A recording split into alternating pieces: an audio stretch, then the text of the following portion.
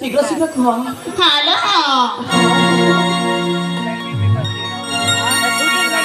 प्रेम କରିବାକୁ ଇଚ୍ଛା ହେଲା ନା ଗୋ ରାଜକୁମାରୀ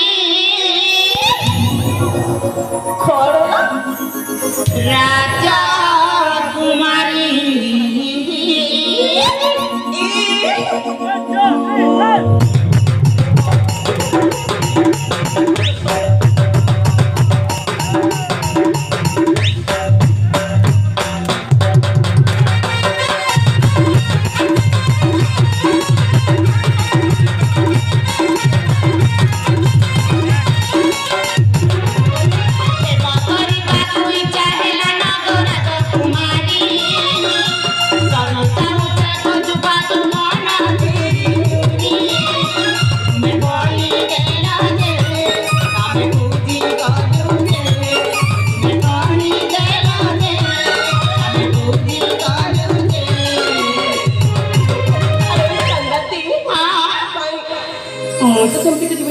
सतकिरा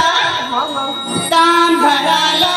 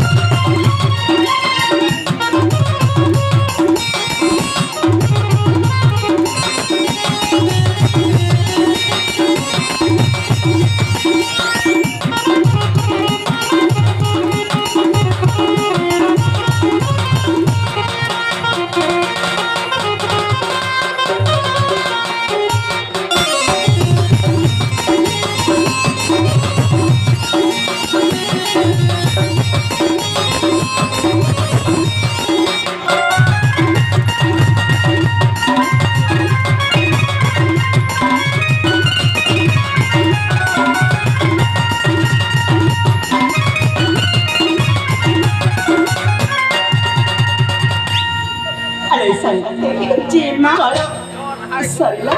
ना कौन कहीं पर बाकी अच्छी नहीं आवरी भी बाकी शीघ्र शीघ्र कह। हेलो केहू दशहरा राजकुमार आशीष साथी तुम्हारा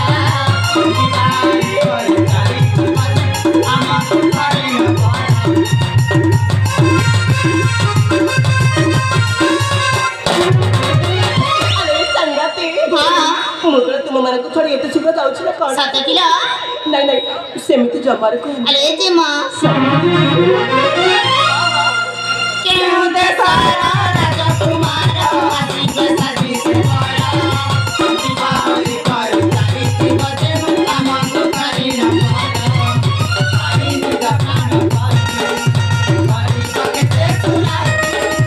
पारी निगा प्राण पारी पारी के सुना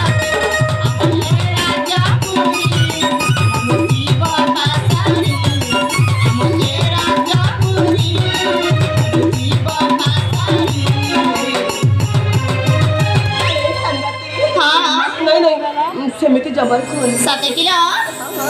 आखाया बोले